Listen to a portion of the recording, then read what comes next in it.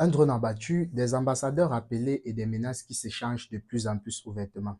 Ce qui se passe entre le Mali et l'Algérie inquiète toute la région du Sahel et pourrait bien dégénérer. L'Algérie affirme que le Mali a violé son espace aérien et le Mali, quant à lui, accuse Alger d'ingérence et de provocation. Alors, que se cache-t-il derrière cette montée des tensions et surtout, où est-ce que cela pourrait-il nous mener? Reste bien jusqu'à la fin car tu vas découvrir les coulisses d'un conflit explosif que personne n'ose dire ouvertement. Salut à tous et bienvenue sur Info et Analyse, la chaîne qui vous apporte l'actualité réelle de l'Afrique, loin des mensonges et des manipulations des médias occidentaux. Ici, on ne suit pas les discours fabriqués des médias occidentaux, mais on décrypte les faits pour vous donner une vision claire et sans filtre. Les fausses informations, les vérités déformées et les récits fabriqués pour servir des intérêts étrangers, ça suffit. Si vous refusez d'être manipulé, si vous voulez voir l'Afrique avec les yeux de ceux qui la vivent et non ceux qui la contrôlent, alors cette chaîne est la vôtre. Ne laissons plus les autres écrire notre histoire à notre place. Rejoignez le mouvement dès maintenant et ensemble, redonnons à l'Afrique sa souveraineté. Tout commence le 2 avril 2025 à la frontière entre le nord du Mali et l'Algérie.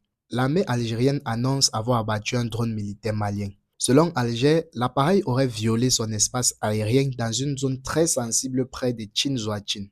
L'Algérie parle d'un acte de provocation et affirme avoir agi pour protéger sa souveraineté nationale. Mais du côté du Mali, la version est totalement différente. Bamako affirme que le drone n'a jamais quitté le territoire malien et qu'il participait à une opération antiterroriste dans la zone frontalière. En d'autres termes, le Mali accuse l'Algérie d'avoir délibérément attaqué un appareil en mission de sécurité et ce n'est pas tout, car la réaction a été immédiate et spectaculaire. Quelques jours plus tard, l'Alliance des États du Sahel, c'est-à-dire le Mali, le Burkina Faso et le Niger, décide de rappeler ses ambassadeurs en poste à Alger, dénonçant une agression préméditée. Une escalade diplomatique qui va marquer un tournant dans les relations entre ces pays. Après le rappel des ambassadeurs de l'AES, l'Algérie ne tarde pas à réagir. Alors, Alger exprime sa contestation face à cette décision qu'elle juge injuste et dangereuse pour la stabilité régionale.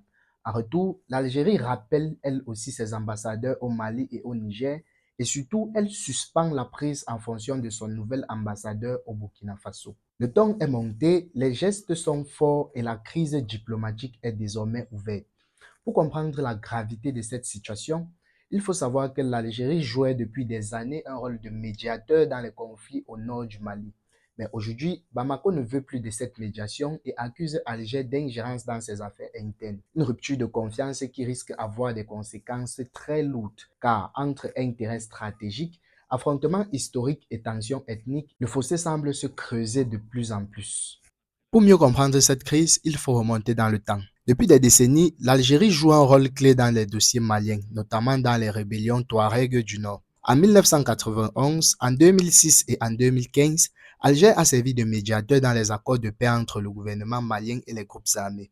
Le plus célèbre de ces accords, c'est l'accord d'Alger de 2015, signé sous l'égide des Nations Unies, mais en janvier 2024, tout a basculé. La junte malienne annonce la fin de l'accord avec Alger qu'elle considère comme dépassé, inefficace et imposé de l'extérieur.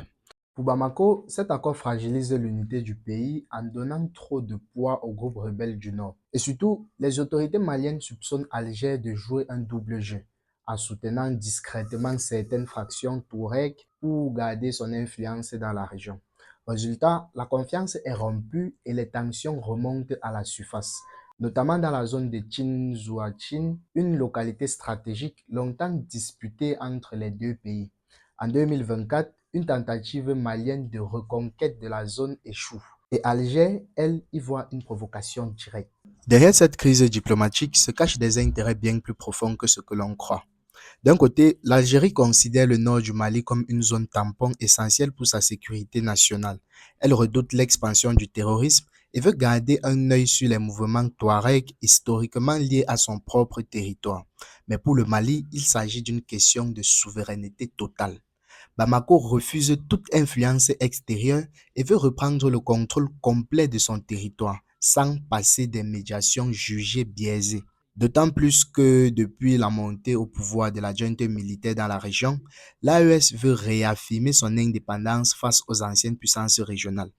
L'Algérie, qui se présente comme un acteur neutre, est donc perçue aujourd'hui comme un acteur gênant, voire hostile. D'autant plus que l'AES se rapproche de nouveaux alliés comme la Russie, la Turquie ou même certains États du Golfe. Résultat, Alger se retrouve progressivement isolé et voit son influence reculer dans une région qu'elle considère comme stratégique. Ce bras de fer va bien au-delà d'un simple drone. Il pose la question de l'équilibre des forces du Sahel. Alors, que peut-il se passer maintenant? La situation est-elle encore récupérable ou allons-nous vers une confrontation ouverte? D'abord, le risque le plus immédiat, c'est une rupture totale des relations diplomatiques entre l'AES et l'Algérie. Si les ambassadeurs ne sont pas rapidement rappelés à leur poste, cela pourrait marquer une cassure durable. Mais au-delà des symboles, c'est la coopération sécuritaire qui est en jeu. L'Algérie partage plus de 1300 km de frontières avec le Mali et sans coordination, les groupes terroristes pourraient en profiter pour se renforcer. Ensuite, il y a le risque militaire, même s'il reste faible pour l'instant. Une bavure, un incident supplémentaire et la situation pourrait très vite dégénérer, et surtout dans les zones contestées comme Teng-Zuachin. Enfin, cette crise pourrait aussi rebattre les causes régionales. L'AES pourrait chercher de nouveaux partenaires, s'éloigner définitivement des cadres de médiation classiques comme ceux que proposait l'Algérie, et l'Algérie de son côté pourrait se rapprocher de certains groupes rebelles du Nord pour maintenir son influence, ce qui ne fera qu'enflammer davantage la situation.